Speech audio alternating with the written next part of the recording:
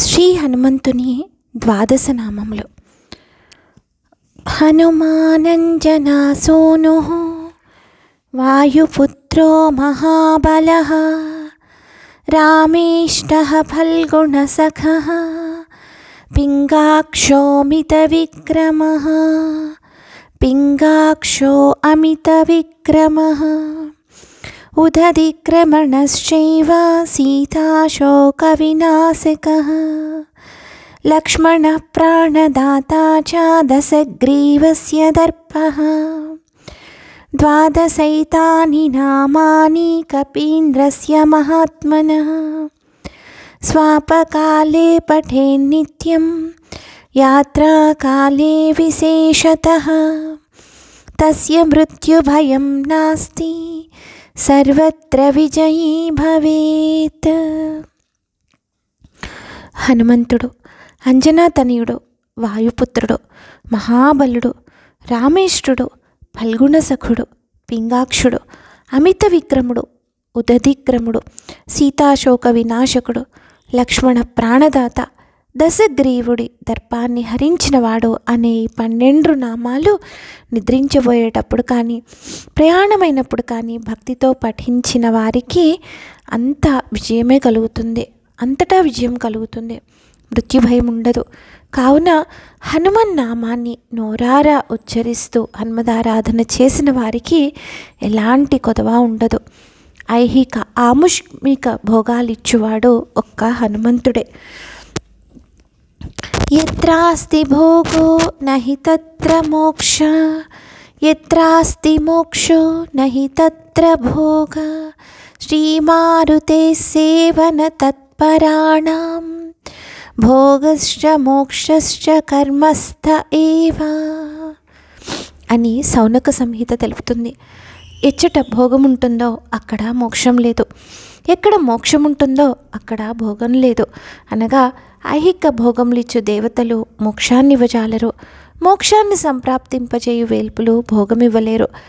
ఐశ్వర్యం ఈశ్వరాదిచ్చేత్ మోక్షమిచ్చేత్ జనార్దనః. ఐశ్వర్యాన్ని ఈశ్వరుడు ఒసుగుతాడు, విష్ణువు మోక్షాన్ని ఇస్తాడు.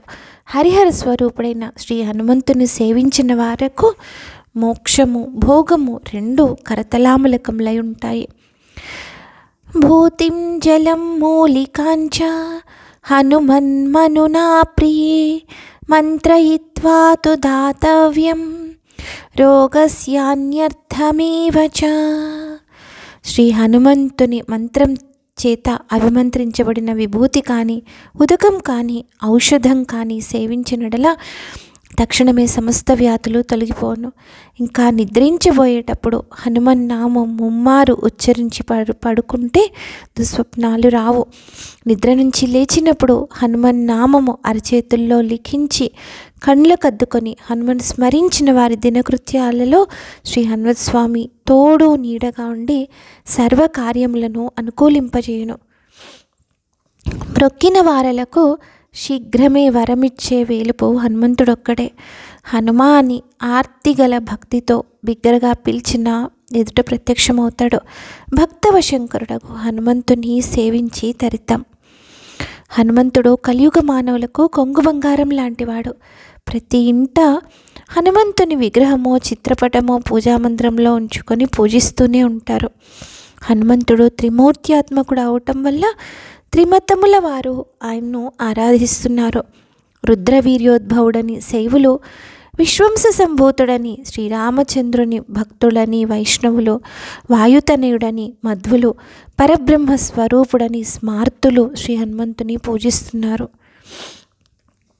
విదేశాలలో కూడా హనుమదారాధన జరుగుతోంది. 10 ఇండ్లున్న పల్లెలందు ఏ ఆలయం ఉన్నా లేకున్నా హనుమదాలయం తప్పకుండా ఉంటుంది. వ్యాయామ కళాశాలల్లో హనుమంతుడి విగ్రహం ఉంటుంది. హనుమంతుడు లేని తావే లేదు. జగమంతా హనుమన్మయమే. ఈ జగమంతా హనుమన్మయమే.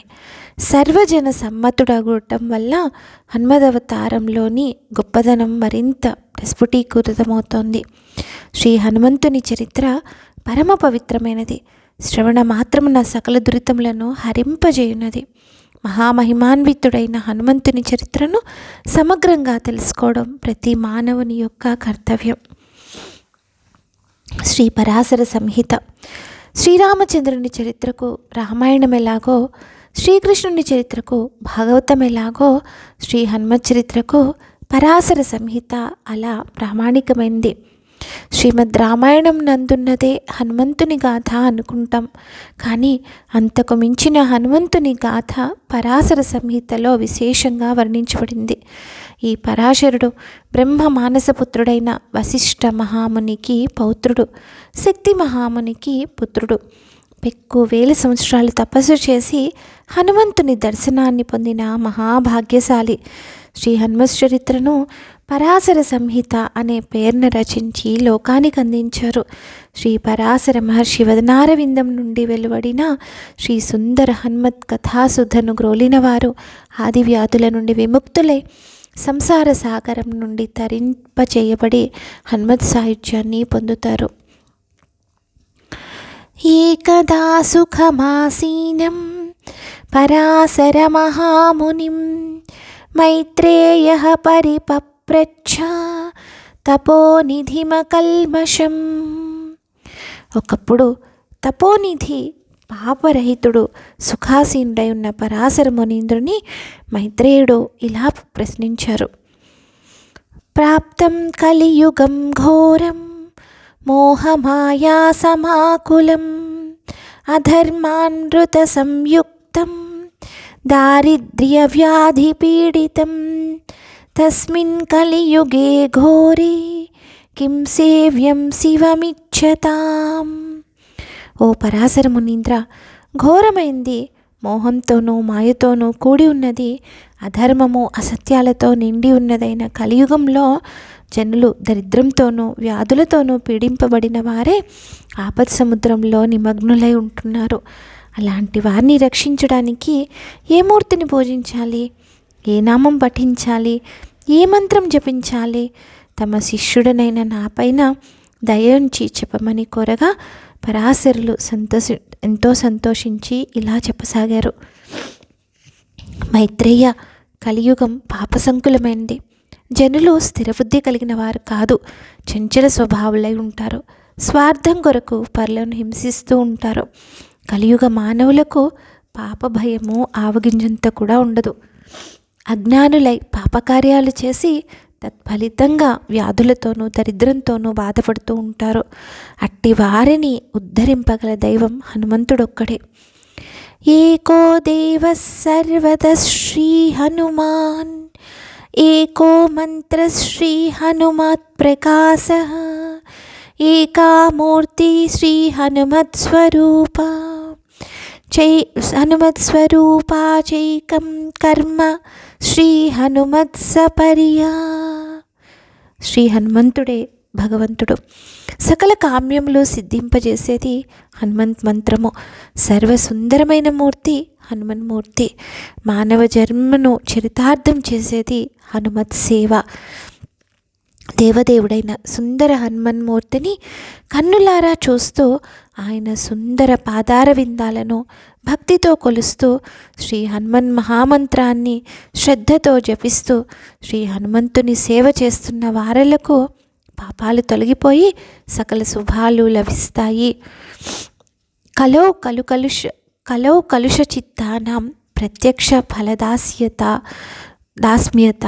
కలియుగంలో కలుష చిత్తులైన మానవులకు వెంటనే ఫలమిచ్చేది శ్రీ హనుమన్ మంత్రము. శైవములు, శాక్తేయములు, సౌరములు, వైష్ణవములు, గణాపత్యములు అనే అనేక మహామంత్రాలు ఉన్నాయి. అవన్నిటికంటే తతోపి పంచవక్త్రస్య మారుతేర్జగదీశితుః విద్యాసిద్ధికరీ శీఘ్రం గుర్వనుగ్రహతో ముని. మైత్రేయ, సర్వమంత్ర భూత సారమైనది, శీఘ్ర సిద్ధినిచ్చేది, కలియుగ మానవులకు సమస్త కోరికలను సిద్ధింపజేయనది శ్రీ పంచముఖ హనుమంత్ మంత్రం. ఈ మహామంత్రము సద్గురుముఖంగా ఉపదేశం పొంది గురుభక్తితో జపించిన వారికి సకల పాపాలు హరించబడతాయి, మనోరథాలన్నీ సిద్ధిస్తాయి. కాబట్టి కలియుగంలో శ్రీ హనుమన్ మంత్రానుష్ఠానము ఉత్తమమైనది. మంత్రశబ్దార్థము: మకారం మననం ప్రాహుః త్రకారస్త్రాణ ఉచ్యతే మననత్రాణ సంయుక్తో మంత్ర ఇత్యభిధీయతే. మను అవబోధనే అను ధాతువు నుండి మనన శబ్దము నిష్పన్నమైంది. మంత్ర అను చోట మననమునచే రక్షించున్నది గనుక మహామంత్రం అనబడింది. మంతారం త్రాయతే ఇది మంత్ర, మననశీలుడైన వాణ్ణి సంసార భయం నుండి సంరక్షించున్నది అని ఒక సిద్ధాంతము. మకారం మానసం ప్రోక్తం త్రకారో బుద్ధిలక్షణః మనోబుద్ధ్యాది సంజ్ఞోయం మంత్ర ఇత్యభిధీయతే. మకారమునకు మనస్సని, త్రకారానికి బుద్ధి అని, ఆ రెంటి సంధానమే మంత్రమని వేరొక మతము. అనగా సంశయాత్మక అంతఃకరణమునకు నిశ్చయాత్మకంగా మార్చి ఉపాసనా దైవంనే నమ్మి మననం చేయడమే చేయమని దీని అర్థం. మకారో జీవసంజ్ఞస్య త్రకారస్వాత్మసంజ్ఞకః జీవాత్మసంజ్ఞయోరైక్యం మంత్ర ఇత్యభిధీయతే. మనన శబ్దార్థము జీవుడని, త్రకార వర్ణార్థము ఈశ్వరుడని, ఈ రెంటి యొక్క సమైక్యమే జీవైశ్వర్య ఐక్యరూపమని వేదాంతుల నిర్వచనం. శ్రీ హనుమన్ మంత్రోద్ధారం: అదౌ ప్రణవముచ్చార్య హరిమర్కటశబ్దతః మర్కటాయ పదం పశ్చాద్వహ్నిజ్జాయాం సముచ్చరేత్ ద్వాదశాక్షర సంయుక్తం మంత్రోయం సముదీరితః. మొదట ఓం అనే ప్రణవాన్ని ఉచ్చరించి తర్వాత హరిమర్కట అనే శబ్దాన్ని ఉచ్చరించాలి. పిమ్మట మర్కటాయ పదం పలికి చివరకు స్వాహ అని ఉచ్చరించాలి. ఓం హరిమర్కట మర్కటాయ స్వాహ అను ఈ మంత్రము ప్రణవంతో కూడా 12 అక్షరాలు కలిగింది. కాబట్టి హనుమంతుడు వేరు, ప్రణవం వేరు కాదు. శ్రీ హనుమంతుడు ప్రణవ స్వరూపుడైన పరమాత్మయే కాబట్టి మంత్రరాజమని చెప్పబడుతుంది. అన్ని మంత్రాలకు ప్రణవం ప్రాణం కనుక అన్ని మంత్రములకు హనుమన్ మంత్రము మొదటిది కనుక హనుమంతుడు ప్రణవస్వరూపుడు. ఓంకారతుల్య రూపోస్త్వం అకారో రూపపాలకః ఓంకారో రూపపాలకః ఓంకారమయ ఓంకారాత్మా సనాతనః. ఓంకార స్వరూపుడు, ఓంకారమయుడు అని శ్రీ హనుమత్ సహస్రనామ స్తోత్రమందు చెప్పబడి ఉన్నందున హనుమంతుడు పరబ్రహ్మ స్వరూపుడని అనడంలో ఎలాంటి సందేహము లేదు. ఇంకా అశ్వత్థామ బలిర్వ్యాసో హనుమాంశ్చ విభీషణః కృపః పరశురామశ్చ సప్తైతే స్థిరజీవినః. అశ్వత్థామ, బలిచక్రవర్తి, వ్యాసుడు, హనుమంతుడు, విభీషణుడు, కృపాచార్యుడు, పరశురాముడు ఈ 7 చిరంజీవులు. వీరిలో హనుమంతుడు తురీయుడు. శ్రీ హనుమన్ మంత్రార్థము: మంత్రాన్ని జపించేవారు ఆ మంత్రం యొక్క అర్థం తెలుసుకొని జపించాలి. హరేః మర్కటః శత్రుః హరిమర్కటః. హరేః రావణాసురులకు శత్రువు గనుక హరిమర్కటః అని చెప్పబడుతోంది. అనగా రావణుణ్ణి గెలిచినవాడు అనర్థం. దానవరాజునకు శత్రువైనట్టే తశ్శబ్దవాచ్యుడగు పరమాత్మ అయిన హనుమంతునకు స్వాత్మార్పణముగా నన్ను సమర్పించుకున్నాను అని హనుమంతుని యొక్క శక్తిని ప్రకటించడం అని మొదటి అర్థం. హరిం సకల లోక సుఖ సంహరణం పాపం. మర్కటతి నాశంగమయతీతి హరిమర్కటః సకల పాపహరః తేషాం పాపనాశకానాం దైవతానాం మధ్యే కేవల స్మరణమాత్రేణైవ పాపభంజకత్వే ఉత్తమత్వేన ప్రభుః హరిమర్కటః. ఇంద్రస్వామి మర్కటస్యేతి నిరుక్తిః తస్మై హనుమతే స్వాహ. సకల లోక సుఖ ప్రతిబంధకమైన పాపనాశకుల్లో ఉత్తముడైన శ్రీ హనుమత్ స్వామిని స్మరించడం చేత సర్వపాపంలో నివృత్తి అవుతాయి.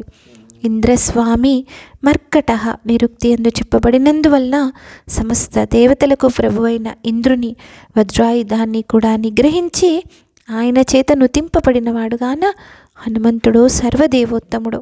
కాబట్టి ఈ స్వామి యందు సర్వపాపహరత్వం ఉంది అని రెండవ అర్థం. హరి అనగా అశ్వత్థము. ఈ అశ్వత్థము బ్రహ్మస్వరూపము. ఈ బ్రహ్మకార్యములైన మహదంకారములతో కూడుకొన్నదనియో అవ్యయమనియో చెప్పబడ్డం వల్ల ఎన్ని కల్పాలు నశించినా స్థిరంగా ఉన్న పరమాత్మ హనుమంతుడే. అట్టి పరమాత్మ స్వరూపుడైన హనుమంతుని సేవించిన నాశరహితమైన మోక్షము తప్పకుండా లభిస్తుంది అని మూడవ అర్థము. పరబ్రహ్మ అనే గుహయందు తాదాత్మ్యమును పొందిన శిష్యునిలాగా తన వలె పరమాత్మ స్వరూపునిగా చేయునట్టివాడు ఆచార్యుడు. ఈ హనుమంతుడు తత్వమస్యాది మహావాక్యాలచే బోధితుడైన పరబ్రహ్మ స్వరూపము. తత్ త్వం అసి అను 3 పదార్థాలతో కూడుకున్నవాడు కనుక స్వాత్మానుభూత జగత్తంతయు త్రిపుటీకృతమైంది. అనగా కపుల మధ్యలో నేనని అహంకరించిన వారిని త్రోసిపుచ్చి సర్వోత్తముడై భగవత్కార్యమును సాధించిన ఏకవీరుడు హనుమంతుడు. అలాంటి హనుమంతుని మంత్రాన్ని జపించినందున సమస్త దుఃఖాలు నశిస్తాయి, భోగము మోక్షము రెండూ సిద్ధిస్తాయి అని 4వ అర్థము.